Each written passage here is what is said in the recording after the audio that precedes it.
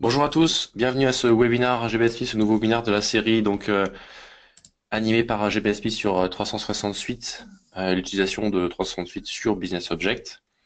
Donc le thème que je vais vous présenter aujourd'hui, c'est l'utilisation en fait de tests de régression automatisés dans le cadre d'une migration. Concrètement un cas client, comment un de nos clients a déployé un de nos outils d'Asset 360 pour pouvoir réaliser des tests de régression durant sa migration. Je m'appelle Léonard Pardoux, je suis le responsable avant-vente chez GBN Smith. Donc c'est moi qui vais vous présenter aujourd'hui nos solutions. Pour information, je travaille chez GBN Smith depuis maintenant plusieurs années et ça fait maintenant 6 ans que je travaille sur l'outil Business Object à travers des formations, des présentations techniques, l'implémentation de l'outil mais aussi nos solutions dessus pour vraiment accompagner nos clients tous les jours dans l'utilisation de 368 sur Business Object. Concrètement, pour entrer directement dans le vif du sujet, concrètement, quand on fait des tests de régression, on les fait dans différents cadres. Évidemment, le cadre principal des tests, c'est la migration. C'est la mise à jour de version BO. On monte de version dans Business Object et donc on va devoir passer en revue euh, les différents rapports de notre plateforme pour pouvoir valider leur contenu, vérifier qu'il n'y a pas de régression. C'est aussi un processus qui se fait lorsqu'on applique des patchs, donc tout ce qui est mise à jour de fixe, mise à jour de patch dans la même version majeure de Business Object. C'est aussi des modifications d'univers, quand on va switcher par exemple d'un UNV vers un UNX, euh, quand on change des objets d'univers, des tables, des données derrière, on a besoin de passer en revue ces rapports. Pareil sur tout ce qui est reprise de données dans les ETL, dans l'historique, dans l'entrepôt de données, globalement toute modification de la plateforme, qu'elle soit liée à Business Object elle-même ou qu'elle soit liée aux données qu'on interroge, nécessite en général un test à minima des rapports. Comment sont réalisés ces tests en général? Alors, il y a différentes méthodologies qui peuvent être faites par une société de prestation de services ou bien en interne. Le fameux Altab, vous mettez les deux documents ouverts dans deux onglets différents, dans deux pages web différentes, et vous faites un Altab entre les deux pour switcher d'une à l'autre et vérifier les différences. Un peu plus rustique, impression du rapport sur des feuilles à papier moins que 80 grammes et on met ça sur, un petit peu comme une radio en médecine, on met ça sur une fenêtre et on regarde les différences, on vérifie qu'on n'a pas de différence sur ces deux feuilles superposées. C'est un petit peu l'ancienne méthode ça. Le Altab aujourd'hui c'est exactement le même principe avec directement des fenêtres dans l'ordinateur. La comparaison sur des écrans, alors pour être honnête, ça c'est pas forcément très efficace. Ouverture à droite, à gauche du rapport, mais s'il faut scroller en même temps, et c'est pas forcément très facile de comparer ça. Euh, une autre fonctionnalité, une autre possibilité aussi, c'est de demander directement au métier. Alors, malheureusement, c'est souvent cette méthodologie-là qui est adoptée dans pas mal d'organisations. On va solliciter les utilisateurs métiers pour leur demander de valider leur propre rapport. Ça fonctionne, mais c'est pas forcément la meilleure méthode si on va avoir une adoption du métier sur la plateforme Business Object. Parce que vraiment, ils ont pas que ça à faire. Ça les sollicite pour vraiment des tâches qui sont vraiment liées à une mise à jour de version, par exemple BO, qui ne les concerne pas directement. La mise à jour elle est plutôt faite pour pouvoir être restée sous maintenance et pour pouvoir avoir une plateforme qui est vraiment dans les dernières versions techniques de la plateforme. Eux, enfin, sauf certains utilisateurs très actifs qui vont pouvoir bénéficier des nouvelles fonctionnalités de Business Object, mais pour la plupart d'entre eux, en général, ils sont très bien sur leur version, ils n'ont pas besoin de plus. Donc voilà, demander au métier de faire des tests, c'est malheureusement souvent ce qui est fait, mais c'est malheureusement aussi pas forcément la meilleure méthodologie pour avoir de l'adoption derrière. Ou bien on peut ne pas tester du tout. C'est aussi une autre solution. Après, évidemment, il faut en assumer les conséquences. Donc pour résumer un peu cette introduction, quand on met en place une campagne de test sur SAP Business Object, c'est un peu comme une boîte de chocolat. On voit ici la photo. On va commencer, on va aller piocher un peu dans les rapports, tester un peu des rapports, mais on ne sait jamais trop sur quoi on va tomber. Donc pour pouvoir répondre à ces problématiques de test, évidemment, on a un produit dans 368. Comme vous le savez, 368, c'est vraiment le couteau suisse de l'administrateur Business Object. On va proposer toutes sortes de fonctionnalités pour l'administration d'une plateforme SAP Business Object, en passant par la sécurité, avec notre module 365 View, la mise en sur en masse, le monitoring avec notre module 360 Live, la sauvegarde, la promotion, la version, le versionning d'objets avec 360+, tout ce qui est diffusion, planification, filtre de rapport avec 360 Cast, la partie documentation du contenu, métadonnées, analyse de plateforme avec 360 Eyes et la partie test avec 360 Bind. C'est cette partie qu'on va voir aujourd'hui, avec aussi un petit peu un parallèle avec 360 Eyes, mais c'est principalement 360 Bind dont on va parler aujourd'hui. Donc 360 Bind, c'est le module de la suite 360 pour pouvoir qualifier les rapports, automatiser les tests de régression. Ce module, concrètement, il va fonctionner en 2 étapes, on va les voir ensemble durant ce cas d'utilisation client que je vais vous présenter juste après. Tout d'abord, un export des rapports Business Object que vous voulez comparer dans une version source, le même export dans la version cible, et ensuite une planification de la comparaison de ces 2 exports pour identifier les différences. Hein. C'est vraiment le jeu des 7 différences entre les rapports, et 360 Bind va vous permettre d'identifier et de mettre en avant ces différences pour que vous puissiez prendre des actions et les corriger. Alors, le module est directement installé dans une application web avec les autres modules de la suite 360. Donc, en termes de prérequis, c'est très simple à installer parce que soit vous avez déjà un module existant et c'est juste une clé de licence à ajouter, soit vous avez pas de module existant mais vous devez l'installer, et dans ce cas-là, vous l'installez directement sur le serveur d'application web de SAP Business Object, comme la majorité de nos clients. Donc, en termes de prérequis, vous avez déjà tout qui est ici, qui est disponible dans Business Object. Il suffit juste de déployer l'application, redémarrer le serveur Business Object, pas le serveur Business Object, le serveur Tomcat dans Business Object, l'application web, et l'installation est terminée. C'est une installation qui va prendre 5 minutes, littéralement. Alors, donc ce que je vous propose maintenant, c'est de vous présenter concrètement l'utilisation de ce produit durant un cas d'utilisation, une migration chez un client, un de nos clients, et de vous montrer un petit peu les différentes régressions qui ont été identifiées dans ce cadre-là. Donc, le client, c'est France Agrimaire. C'est un de nos clients du secteur public en France qui dépend du ministère de l'Agriculture et des Forêts, et qui s'occupe notamment de la gestion des produits comestibles issus de l'agriculture et de la mer. Alors, ils ont une plateforme BO qui est quand même assez conséquente, qui sont 12 000 documents pour 730 utilisateurs, 70 univers, et concrètement, le cas d'utilisation du produit a été fait lors d'une migration de XI3.SP7 vers BI 4.2 SP2.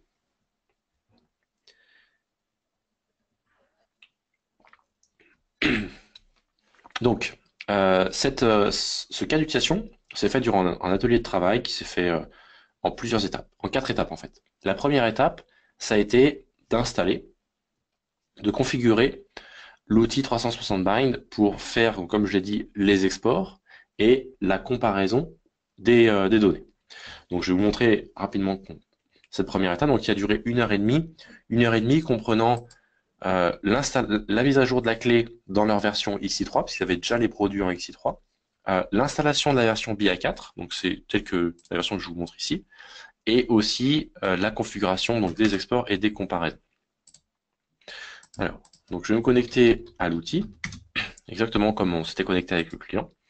Donc on est allé sur l'onglet planifier bind.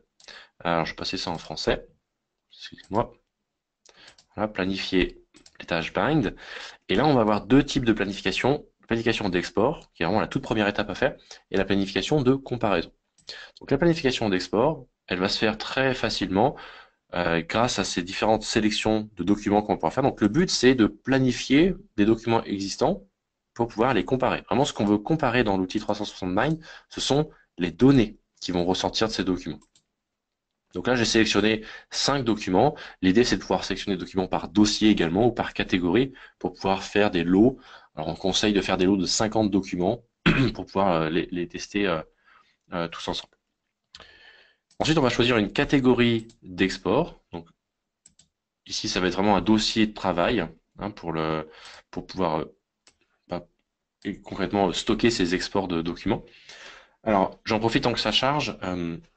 N'hésitez pas à poser vos questions. Il y a une fenêtre hein, dans GoToMeeting pour poser vos questions en direct. N'hésitez pas à les poser. Moi, je les vois apparaître sur l'écran et je pourrai y répondre soit durant le fil de la présentation, soit à la fin.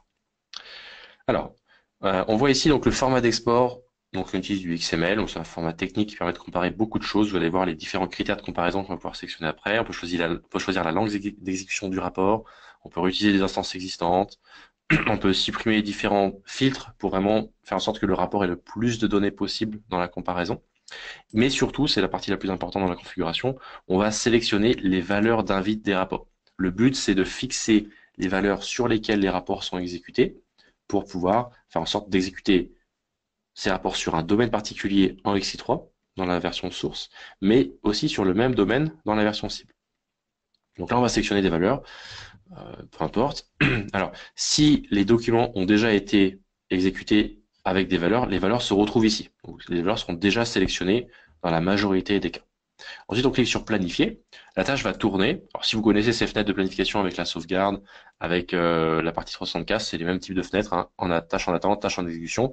Et là, à la fin, vous avez la tâche qui s'est correctement exécutée, qui va être listée ici. Donc concrètement, on va retrouver ici donc toutes nos tâches d'export. On peut filtrer hein, sur la droite les tâches d'export. Donc là, on voit toutes nos tâches d'export. Et une fois la tâche d'export terminée donc en XI3, on n'a pas besoin de venir la reconfigurer à l'identique en BA4. Tout ce qui est nécessaire, c'est juste de sélectionner cette configuration, de venir l'exporter, l'enregistrer au format zip sur le bureau, n'importe où, et ensuite de la réimporter dans l'installation BA4 pour pouvoir reprendre cette configuration. Le seul prérequis, c'est que les CUID de documents soient les mêmes dans les deux versions, XI3 et BA4, ce qui est le cas quand vous faites une conversion classique de documents web.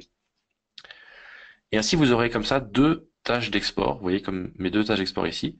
Une en XI3, une en BA4. Alors, elles seront sur deux installations différentes, donc vous ne les verrez pas côte à côte, mais vous aurez les deux tâches d'export. Et elles seront exportées dans le même dossier d'export pour pouvoir ainsi les comparer. Donc ça, c'est vraiment la toute première étape de cette première phase du cas d'utilisation, c'est l'exportation de documents.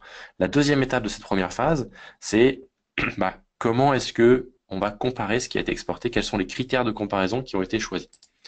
Donc ça se fait dans la deuxième type d'export, ici deuxième type de planification, la planification de job de comparaison.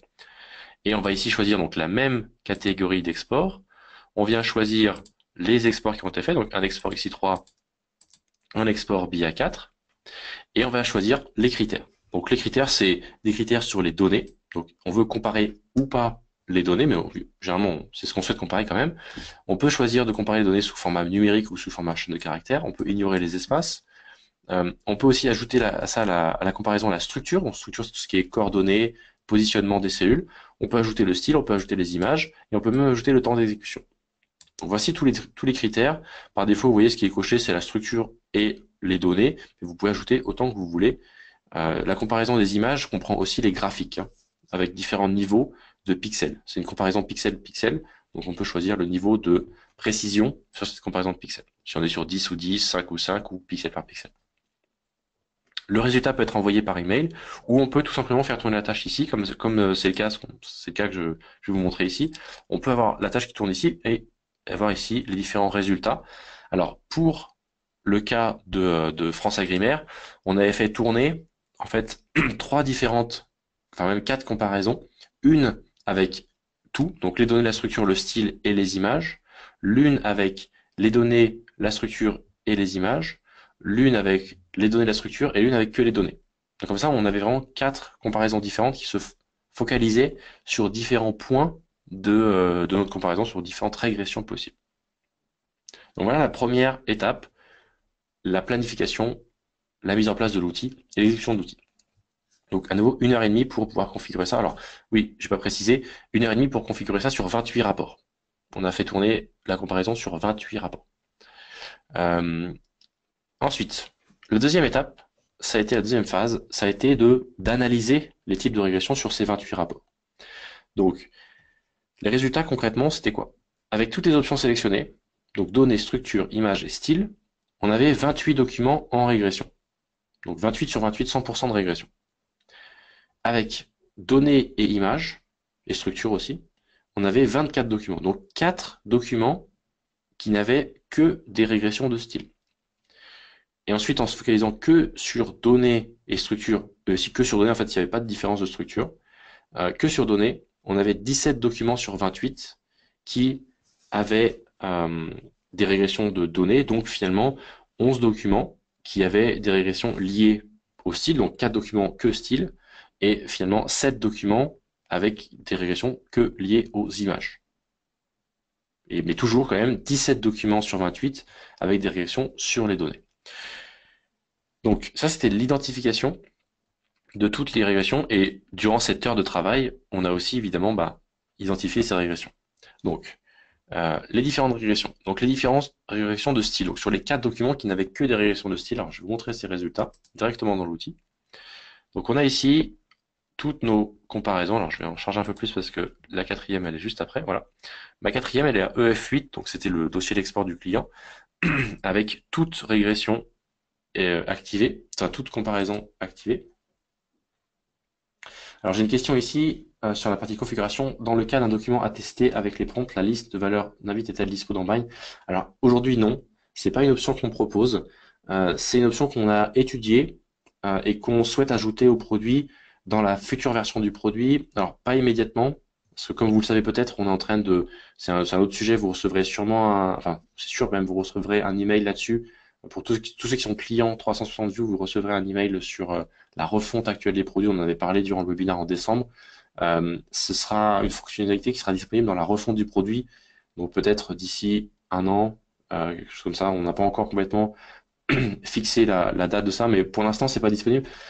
Mais sachez quand même que même si vous n'avez pas accès à la list of value, la liste de valeurs d'une invite, toutes les valeurs d'invite déjà utilisées sont disponibles. C'est-à-dire qu'une invite qui a déjà été utilisée avec la dernière valeur utilisée, la valeur est disponible par défaut, pré-remplie en fait. Donc, ce que je parle d'expérience vraiment concrètement quand on utilise le produit, c'était le cas chez France Agrimaire, mais c'est le cas aussi chez plein de clients. Euh, c'est souvent la valeur d'invite est déjà pré-remplie en fait par rapport à la dernière valeur d'invite utilisée. Donc, ça vous donne une idée de ce que vous pouvez remplir quand vous configurez les prompts. Donc pour revenir à notre comparaison de style, donc ici j'ai ouvert le résultat de la comparaison qui comprenait donc style, image, structure et données. Donc on va se focaliser plutôt sur ici les régressions de style. Donc on voit ici sur la gauche 28 documents sur 28 en régression, les différents exports qui ont été résumés ici, et puis la liste complète des documents de régression. Euh, et on voit ici, donc je vais vous montrer ce document. On peut ouvrir, donc c'est une vue, on appelle ça la vue analytique, c'est une vue en fait concrètement technique du rapport où on voit toutes les cellules, toutes les lignes, toutes les tables, etc. Et puis dès que quelque chose est en régression, c'est identifié en rouge. Et la partie style, elle est ici dans le haut du tableau. On peut étendre ce style et on voit ici donc toutes les régressions de style qui sont surlignées. Donc là, on voit qu'on a un alignement horizontal qui est différent. Donc en X3, c'était à gauche, en BA4, c'est au centré. La couleur aussi semble être différente. On voit aussi ici le fond de family, là donc la police, hein, qui est différente. Même la taille de la police est différente. La bordure, les couleurs de la bordure sont différentes. On a vraiment plein d'éléments comme ça qui sont surlignés en rouge. Quand on a du orange ici, ça signifie que c'est une partie du document, donc là en l'occurrence ce style, qui n'est disponible que d'un côté. Donc là on a tout un bloc qui n'était disponible que en XI3, qui n'est plus présent en BIA4, et inversement un peu plus bas, on a un bloc ici qui est présent en BIA4 mais pas en XI3. Donc voilà ces différences de style, et c'est ce type de différence qui causait, dans la définition du style du rapport, qui causait la régression de 4 documents exclusivement liés à ces différences de style. Après, c'est dans la définition du style, donc c'est quelque chose, le style n'est pas forcément appliqué. C'est vraiment juste comme du CSS, pour ceux qui connaissent le développement web. Le style n'est pas forcément appliqué, donc finalement, c'est pas quelque chose qui était très important pour le client. Donc on est passé à la deuxième type de régression rapidement. On dit bon, le style, ok, il y a des régressions, mais c'est pas très important.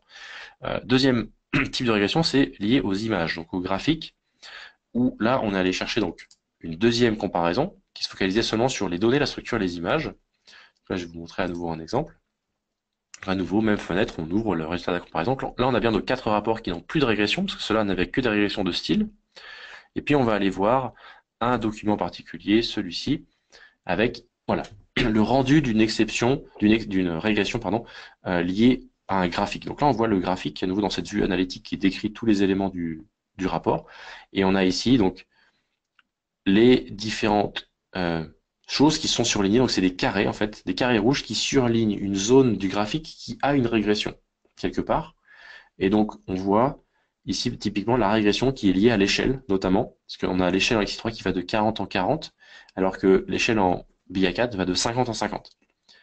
Alors ça peut poser souci ou pas, hein, ça dépend vraiment de votre métier, ça dépend de est-ce que le graphique doit être strictement identique en termes d'échelle ou bien, même si les données sont bien positionnées, l'échelle importe peu. Bon, ça c'est à vous de décider, mais à nouveau, Bind identifiera de toute façon la régression. De même aussi, on voit ici sur vraiment le graphique en lui-même, la taille du carré qui est différente, hein, qui est donc identifiée ici. Et donc ça aussi, est-ce que c'est important ou pas?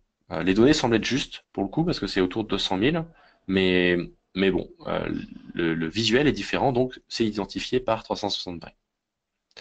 Et donc ce type de régression, lié notamment à l'échelle de la mise en forme, causait, donc on a vu donc 7 rapports, la régression de 7 rapports, en plus des 4, donc 11 rapports pour les deux premiers points, qui avaient des régressions, à nouveau pour le client, c'était pas si important que ça, parce que les données semblaient justes dans ces graphiques, et le style n'était pas forcément visible, enfin le style c'était la définition du style, mais derrière le rapport semblait pas changer de style concrètement, donc c'était pas très important. Mais Bind permet d'activer ces options-là si nécessaire. C'est la dernière partie qui va nous intéresser le plus, les données.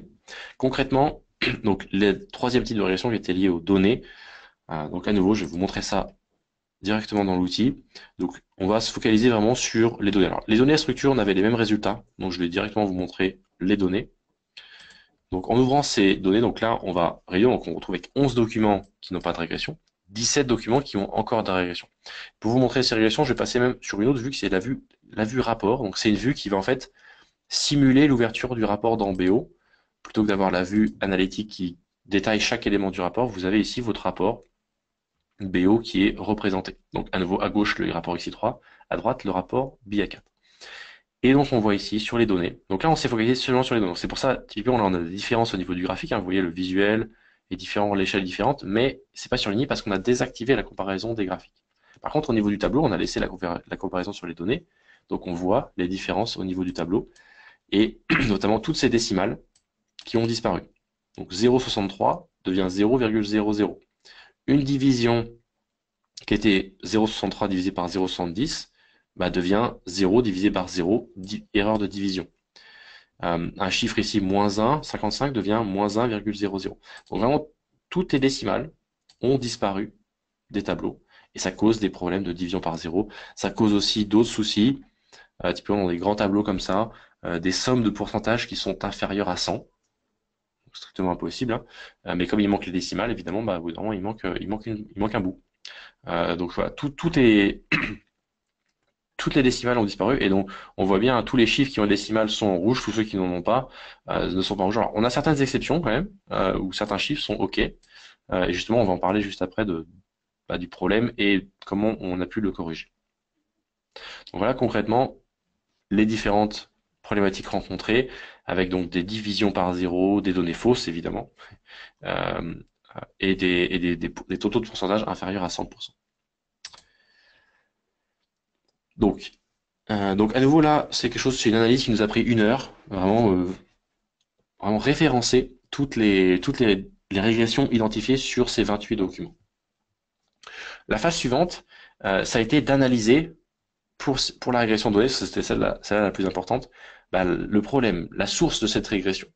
Alors pour ça, il y a un travail qui a été fait qui était assez simple. Ça nous a pris 1 heure parce qu'on a cherché un petit peu dans les rapports lequel était le plus représentatif, etc. Mais c'est assez simple finalement. On a pris un rapport, le rapport A14, et on a regardé dans un des tableaux de ce rapport-là une variable, la variable C, F, CH, TTC, peu importe, et on a comparé cette variable-là parce qu'en fait c'était intéressant parce qu'il y avait un tableau où il y avait une colonne en régression et la colonne à côté pas en régression, dans le même tableau. Donc on voulait comparer finalement pourquoi est-ce qu'on avait une régression sur une colonne et pas sur l'autre. Et donc on s'est focalisé sur cette variable-là qui était celle en régression, et on a vu que pour cette variable-là, et aussi pour toutes les autres variables du document qui étaient en régression, la fonction utilisée dans la variable, c'était un round suivi d'un format number. Pardon, un format number incluant un round. C'est l'inverse. Et en fait, c'est cette formule-là, cette formule spécifique, qui était utilisée un peu de partout dans le document pour pouvoir justement formater les nombres pour qu'ils soient sur 2, 3, 4, 5 décimales. Et ça, c'était utilisé dans le passé parce que c'était nécessaire pour pouvoir avoir un bon format de document vis-à-vis de Sybase IQ, qui était utilisé en source de données.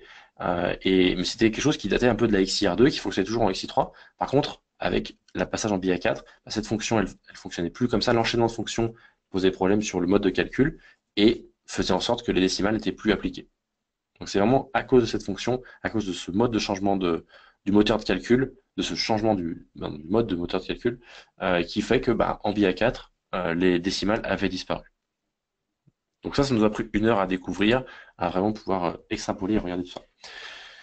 Et ensuite, on a passé une demi-heure assez rapidement à en fait aller regarder les données 360 parce que ce client France Agrimaire a 360 Eyes, et on allait regarder dans 360 Eyes finalement quelles étaient les fonctions, les variables, les cellules qui utilisaient cette fonction-là, le format number avec le round.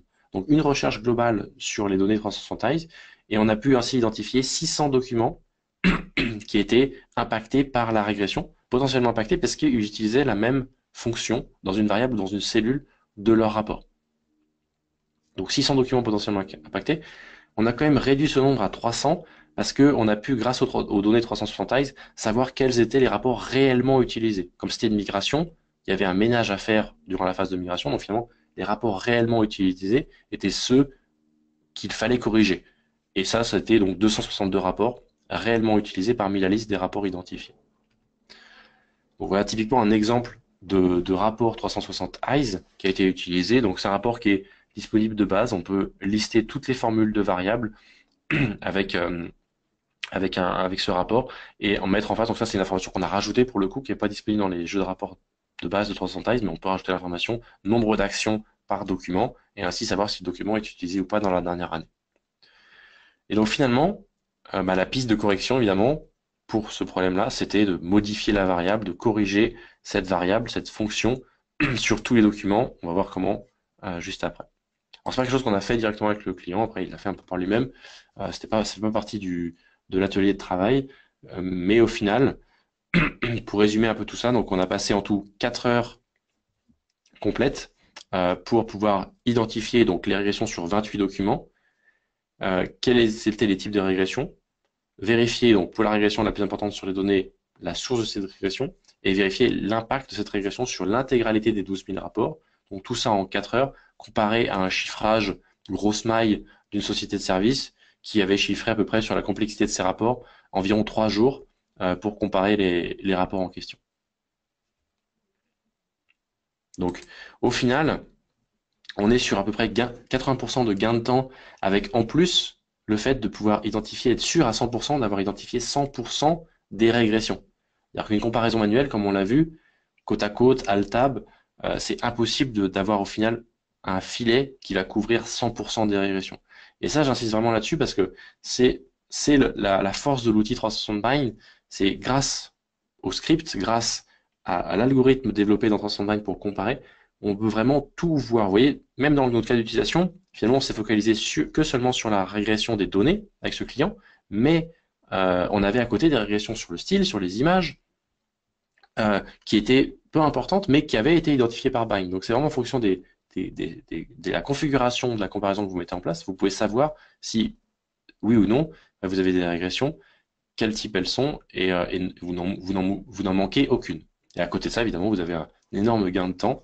On a constaté ici dans le cas un énorme gain de temps sur la phase de test.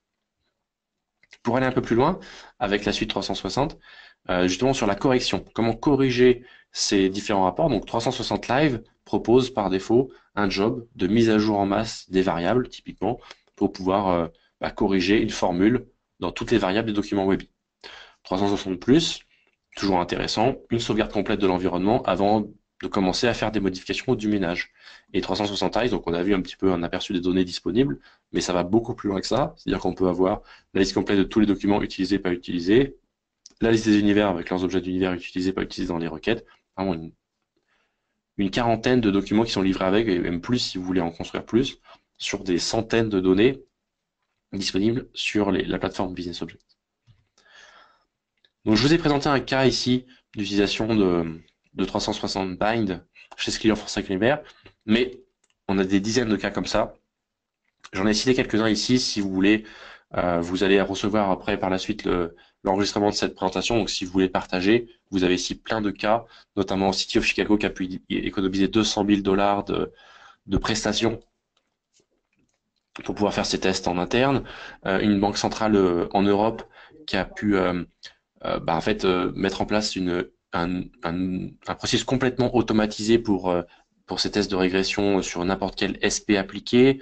On a vu plein de cas à chaque fois de régression qui avaient été validés, par exemple ce fonds d'investissement américain ou bien un opérateur télécom en France qui avaient validé des rapports, mais qui sont revenus après en testant l'outil, en testant durant un POC de 360 Bind, ils ont testé des rapports qu'ils avaient déjà testés ou fait tester par des prestataires et qui avaient été validés, ils testaient les rapports et il y avait des régressions qui étaient identifiées. À nouveau, ce chiffre de 100% des régressions identifiées, c'est vraiment, vraiment important. Donc voilà concrètement ce que je voulais vous présenter aujourd'hui, ce cas d'utilisation sur les différents outils. Je ne sais pas si vous avez des questions, on est un petit peu en retard, je suis désolé pour ça. Si vous avez des questions, je vous propose d'y répondre et puis je terminerai sur le petit planning des prochains webinaires. N'hésitez pas donc à poser vos questions sur la fenêtre de chat, si vous en avez quelques-unes. Sinon, vous avez de toute façon nos informations de contact, vous pourrez les poser par la suite, aucun souci. Ok, je vous propose de passer à la suite, de toute façon, on est déjà un petit peu en retard. Donc pour information, donc moi je suis donc Léonard Arnaud, je fais partie de GBN Smith. Euh, alors, j'ai une question justement qui vient de tomber. Donc justement, 360 Live, est-ce que 360 Live remplace 360 View? Euh, En quelque sorte, oui. Oui, 360 Live remplace 360 View, sauf pour la partie sécurité qui va être couverte par notre module 365 View qui propose beaucoup plus de choses que ce que proposait 360 View en termes de sécurité. Mais pour avoir plus de détails sur ce point-là, si vous êtes client 360 View, vous recevrez un email dans 2 semaines, on a planifié ça dans 2 semaines, un email de Sébastien Goiffon qui, euh, qui communiquera justement sur cette migration, en quelque sorte, du module 360 View pour tous nos clients 360 View et le processus à mettre en place pour obtenir des clés de licence, etc. Et on fera aussi un webinar qui se tiendra le 4 mai pour la version française euh, sur justement 360 Live et comment va se passer la migration sur 2017.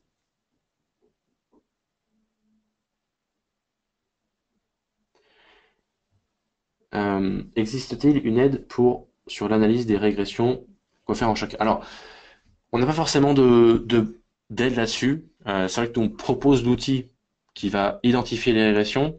Après, la méthode, c'est assez classique, hein, c'est-à-dire que vous avez une régression sur une cellule. Déjà, il faut commencer par aller voir dans la cellule la fonction qui pose problème. La fonction, souvent, c'est une fonction derrière.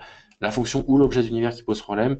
Et vous pouvez ainsi analyser et savoir qu'est-ce qui va, d'où vient le problème, si c'est vraiment une fonction, ou si c'est le calcul qui se fait mal, ou si c'est la connexion d'univers qui pose problème. On a déjà vu ça, hein, une connexion d'univers qui était en 32 bits, du coup ça marchait pas. Enfin, ce genre de choses qui créent une régression. Donc la première étape, c'est vraiment aller voir le contenu de la cellule. Vous pouvez le faire directement dans BO. Vous pouvez aussi utiliser des données de 360 qui documentent tout ça pour aller troubleshooter ça.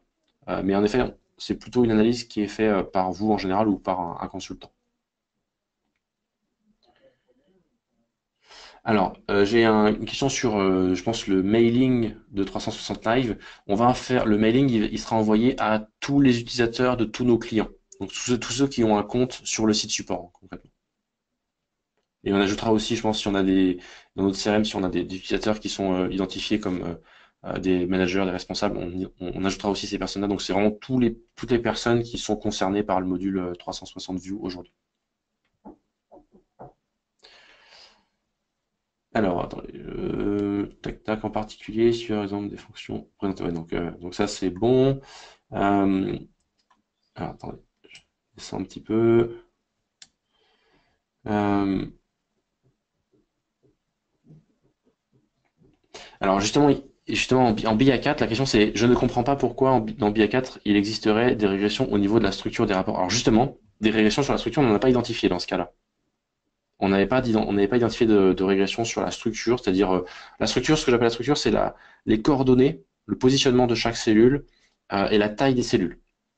Et sur ce cas-là, on n'avait pas identifié. Après, il peut en avoir, par exemple, quand vous migrez un document qui est en DESKI, vous le migrez en Webby, là, vous allez avoir des régressions de structure.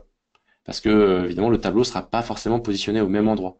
Les cellules seront peut-être un peu plus larges, le style des cellules va changer. Donc là, vous allez retrouver des régressions de structure et Transform peut les identifier.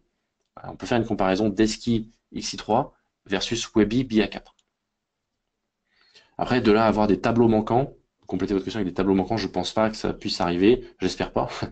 Euh, mais, euh, mais souvent, c'est voilà, c'est plutôt des positionnements, des hauteurs, des largeurs, etc. Peut-on configurer le niveau de finesse de la comparaison d'image? Oui, on a trois niveaux de finesse. Alors, l'exemple que je vous ai montré, c'est le niveau le plus grossier. C'est donc des carrés. Donc, vous voyez, c'est déjà quand même assez fin, hein. Ça fait un carré de 10 par 10 en termes de pixels. Après, on a un niveau intermédiaire, c'est 5 par 5. Et puis, on a le dernier niveau, c'est au pixel près. Donc, c'est-à-dire que chaque pixel est comparé avec son équivalent de l'autre côté. Et chaque pixel est surligné quand il y a une régression. Donc, si vous voulez vraiment faire une comparaison très fine sur vos images et sur vos graphiques, vous pouvez le faire. Évidemment, le temps de traitement de la comparaison sera un petit peu plus long.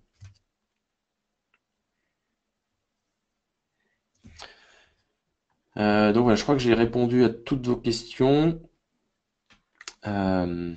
N'hésitez pas, tant qu'on est ensemble, à les poser. Alors, pour 100 documents, combien de temps faut-il compter?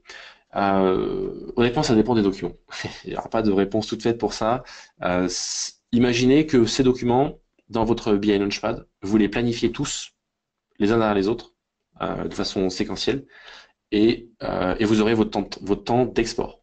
Votre temps d'export de votre premier export. Ensuite, évidemment, ces 100 documents, il faudra les replanifier, donc, comme on l'a vu, dans votre installation BA4. En ce cas, vous aurez donc un deuxième temps d'export. Vous pouvez le faire en parallèle pour le coup. Hein, vous pouvez faire tourner les deux, c'est deux plateformes différentes, donc vous pouvez faire tourner en même temps. Après, au niveau du temps de comparaison, donc de la deuxième phase, le temps de comparaison, c'est environ 25% du temps d'export. D'un temps d'export, pas des deux, un seul. Donc vous avez votre export XI3 pour vos 100 documents, mettons, qui prend, allez, on va être large, 3 heures. Il prend 3 heures pour faire ces 100 documents. Alors 3 heures, on va dire 4 heures, ce sera plus facile pour les calculs. Il va prendre 4 heures. Votre temps de comparaison, lui, prendra 1 heure. Donc voilà, mais à nouveau, ça dépend vraiment de la complexité de vos rapports, vos sources de données. C'est des rapports qui ont des dizaines de lignes, des dizaines de milliers de lignes. Forcément, ça mettra plus de temps à exporter qu'un document qui a un seul tableau et qui fait 10 lignes.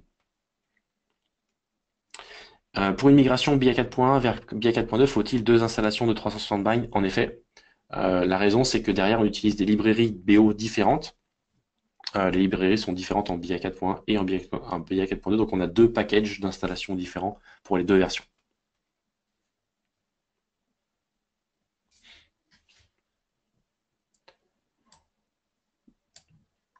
Alors, d'autres questions. Dans le cadre d'un impact de régression sur une fonction BO qui ne passe pas dans les 3 premiers rapports et on a 30 rapports impactés, faut-il corriger la fonction de suite avant de continuer la migration?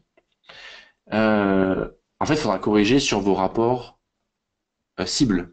Vous n'avez pas forcément besoin de le corriger en source parce que cette fonction fonctionnait en source. Donc vous avez besoin de la corriger sur votre BIA4 seulement. Alors il y a un cas qui est intéressant, c'est chez un opérateur français de télécom historique, bon, je vous laisse deviner. En fait, ce qu'ils ont fait, ils avaient beaucoup de rapports.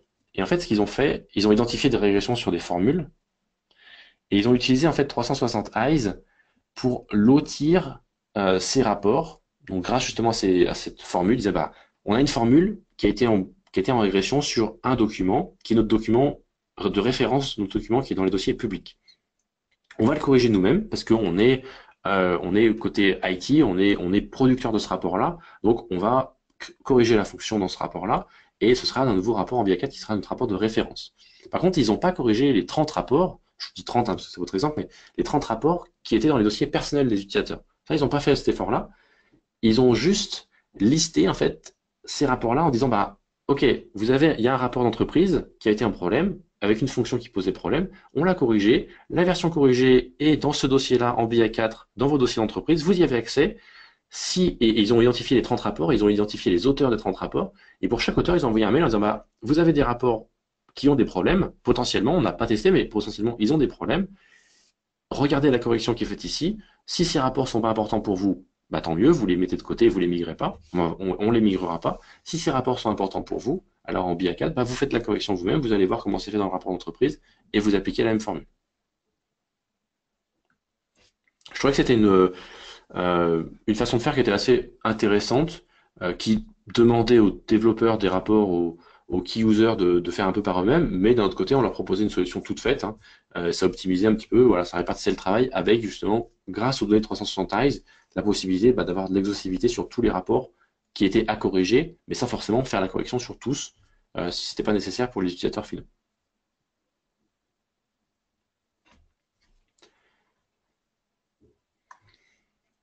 Alors, une autre question. La comparaison entre rapport avant-après migration s'appuie sur leur civil ou leur nom. On peut choisir les deux. Par défaut, c'est le CUID. Donc, c'est pour ça que je disais tout à l'heure, la configuration, elle fonctionne. Vous pouvez migrer votre configuration d'export de tâches d'une version BIA4, enfin, d'une version X3 vers une version BIA4 ou une version 4.1 vers une version 4.2 de 360 avec le lien vers le CUID. Après, quand vous faites votre comparaison, vous choisissez si vous souhaitez faire en sorte que le rapport 1 versus le rapport 2 soit lié par le CUID ou par le nom, ou même par autre. Vous avez la possibilité, il y a une option dans Transform qui vous permet de mettre en face les uns des autres tous les rapports de votre tâche d'export numéro 1 versus tous les rapports de votre tâche d'export numéro 2 et vous déplacez avec un curseur, vous mettez ce rapport, rapport numéro 1, en fait, il va être comparé au rapport numéro 3, donc je le place en première position pour qu'il soit en face du rapport numéro 1. Et comme ça, vous faites un mapping custom de vos rapports de l'export 1 et de l'export 2.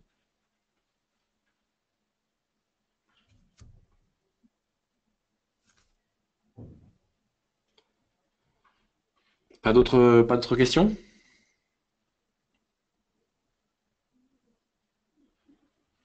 Non? Euh, Bah, du coup, oui. J'ai une question. Ouais. Pour un deski, non obligatoire, car le simili change, en effet.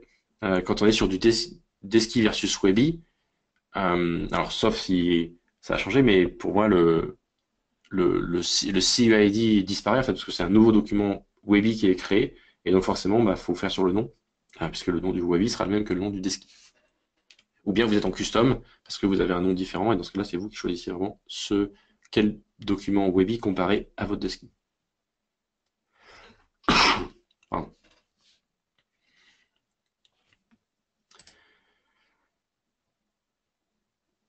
Alors, pour migrer les rapports en eux-mêmes, ça va être l'outil SAP qui va être utilisé.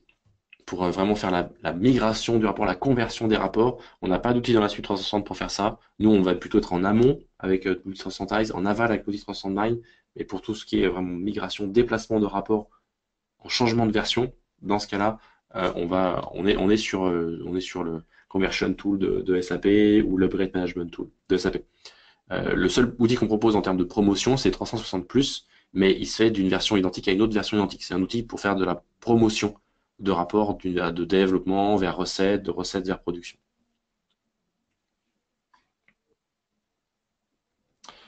Alors, y a-t-il un outil pour comparer les univers? Ouais, c'est l'outil 360 Eyes, qui lui, alors l'outil 360 Eyes dont on a parlé aujourd'hui, c'est la comparaison des données de rapport. Donc, qu'est-ce qui va sortir du rapport après sa planification? L'outil 360 Eyes, lui, c'est un outil qui va comparer, va analyser, documenter les métadonnées.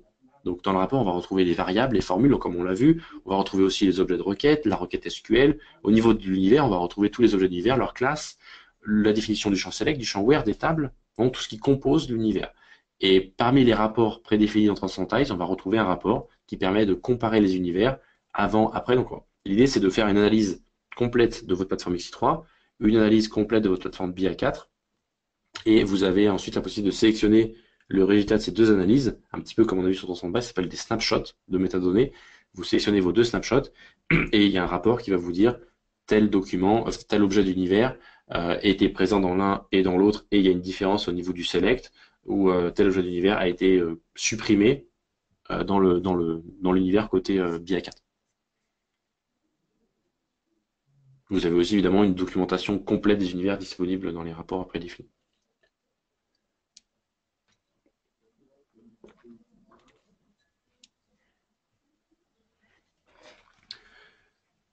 D'autres questions?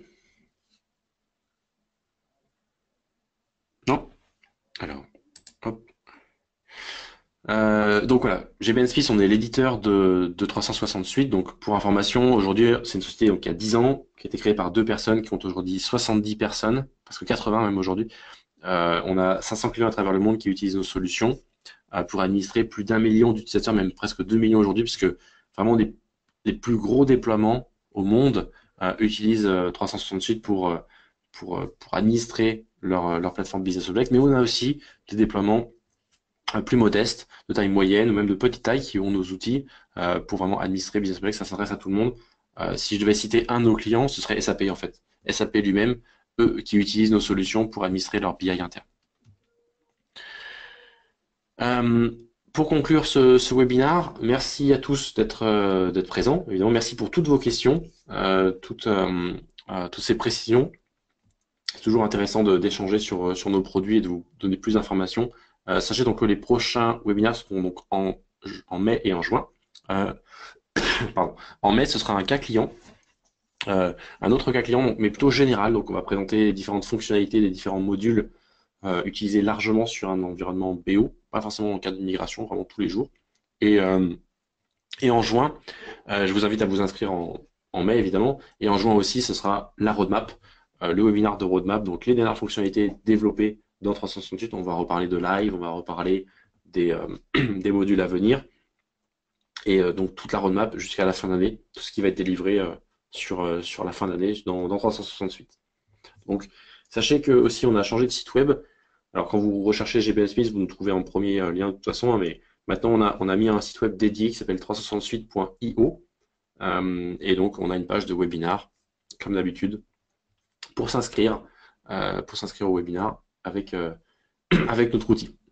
Et de toute façon, vous recevrez aussi, comme sur le webinaire actuel, vous recevrez aussi un emailing. Donc ce sera tout début mai, un emailing avec les prochaines dates pour vous inscrire. Merci beaucoup pour votre présence et je vous souhaite une très bonne journée. Au revoir.